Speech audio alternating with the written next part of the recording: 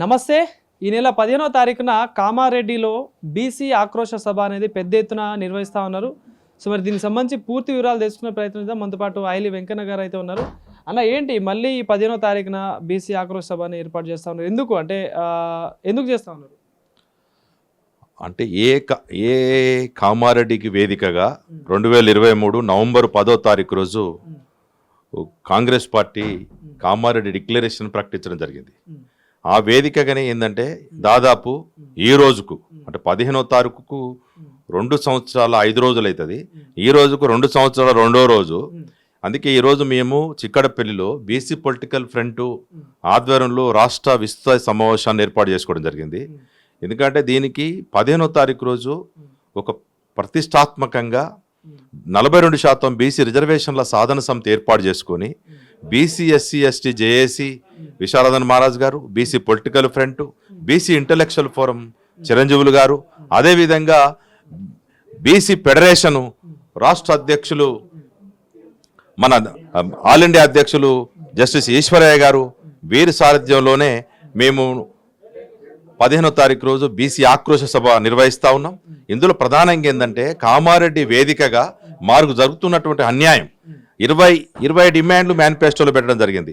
ఇన్ని సంక్షేమానికి సంబంధించిన పెన్షన్ల కానుండి 1,00,000 కోట్ల బడ్జెట్ కేటాయింపు కావచ్చు, 42% రిజర్వేషన్లు కావచ్చు, విద్యా ఉద్యోగాల్లో ఉపాధికి సంబంధించిన అనేక అంశాలని బీసీలకి కాంగ్రెస్ పార్టీ హామీ ఇవ్వడం జరిగింది. కానీ ఏ ఒక్కటి 24 నెలల 2 రోజులు అవుతా ఉన్నా ఏ ఒక్కటి ఇప్పటివరకు అమలు చేయకపోగా ఏం చెప్తా ఉంది? పనికి మాలిన తుమ్ముతే ఊడిపోయే లాంటి ముక్కు లాంటి జీవోలను తీసుకొచ్చి బీసీలని అవమానపరిచే విధంగా కోర్టుల ముందు సుప్రీంకోర్టు, హైకోర్టులో కూడా రాష్ట్ర ప్రభుత్వానికి సుక్కేదురు కావడం జరిగింది. కాబట్టి ఈ వేదిక ద్వారా మేము చెప్పేది ఏంటంటే పెద్ద ఎత్తున 42% బీసీ రిజర్వేషన్ల సాధన కోసము సమీకరణ జరిగి దిగ్విజయం చేయాలని చెప్పేసి అదే కామారెడ్డి వేదికనైతే ఉర్రు తొలగిస్తా, తొక్కుతా, నరుకుతా, ఎక్కుకుంటా పోతా అని చెప్పేసి ముఖ్యమంత్రి పీఠాన్ని అవిరోధించినటువంటి రేవంత్ రెడ్డికి ఆ వేదిక సాక్షిగానే మేము సవాల్ చేస్తా ఉన్నాం.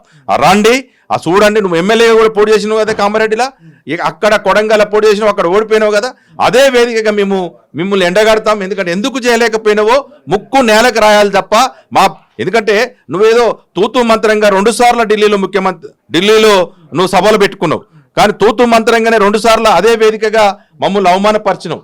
ఏది చేసినా సరే ఇప్పటివరకు మేము మిమ్మల్ని తక్కువ అంచనా ఇస్తా ఉన్నాడు ఈ రేవంత్ రెడ్డి గారు. బీజేపీ కూడా అదే వైఖరిని ప్రదర్శిస్తూ ఉంది. ఈ 2 పార్టీలని అదేవిధంగా బీఆర్ఎస్ గురించి మాట్లాడడం అప్రస్తుతం. ఎందుకంటే అటు కాకుండా ఇటు కాకుండా ఉన్నటువంటి పార్టీ కాబట్టి దానికి ఎంత తక్కువ మాట్లాడితే అంత మంచిది. అందుకే 15వ తారీఖు జరగబోయేటువంటి బీసీల ఆక్రోశ సభని విజయవంతం చేసి కాంగ్రెస్కు బీజేపీకి చెంపపెట్టు లాంటిది. చాలా మంది అంటా ఉండరు, మీరు కామారెడ్డిలో పెట్టారు కాబట్టి కాంగ్రెస్కు వ్యతిరేక సభ అని. కాంగ్రెసే కాదు, కామారెడ్డి అనేది మాకు గుండెకాయ లాంటిది. మాకు దొరికినటువంటి ఒక అద్భుతమైన అవకాశం. ఆ అవకాశాన్ని ఆ వేదికనే మేము ఉపయోగించుకొని ఈ రేవంత్ రెడ్డిని, కాంగ్రెస్ని ఎండగడతాం. అదేవిధంగా ఎందుకంటే బీజేపీ కూడా ఏంటంటే 8 మంది ఎంపీలను ఇచ్చినాం. మీ ఓట్లు కావా?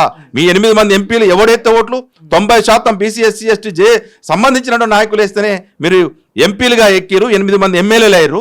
మా ఓట్లను తీసుకొని పార్లమెంట్లో ఒక్కనాడు కూడా ఒక్క మాట మాట్లాడరు.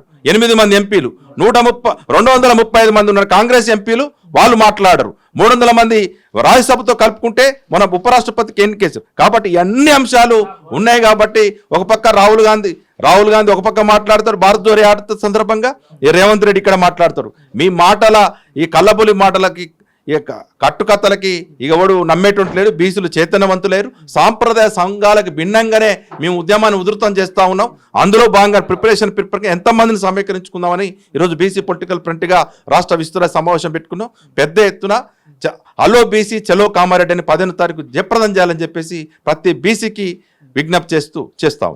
మన రాష్ట్ర వ్యాప్తంగా బంద్ని పిలుపునివ్వడం జరిగింది. సో అన్ని పార్టీలు కూడా పాల్గొనడం జరిగింది. సో అసలు ఎవరు అడ్డుపడుతున్నట్టు మరి దీనికి? ఏదైతే బీసీ 42% రిజర్వేషన్ అడ్డుపడుతుంది ఎవరు? అందరూ శాఖారులే రొయ్యలముట మాయమైనట్టుగా అందరూ బీసీ బంధువులు భాగస్వాములయ్యారు. కానీ అసలు విషయం మర్చిపోయారు.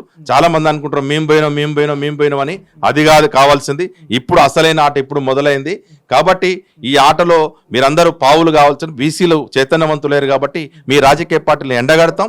మీరు చేస్తున్నటువంటి ఆగడాలకి, బీసీలకు చేస్తున్న ద్రోహాలు ఉద్యమానికి అదే వేదికగా మీరు చూస్తారు కదా, ఆ సినిమా పోస్టర్ అక్కడ రిలీజ్ చేస్తాం. కామారెడ్డిలో మీకు మొత్తం పిక్చర్ అర్థమైంది, మీరు అందరూ కూడా రావాలని చెప్పేసి మీడియాకి విజ్ఞప్తి చేస్తాం.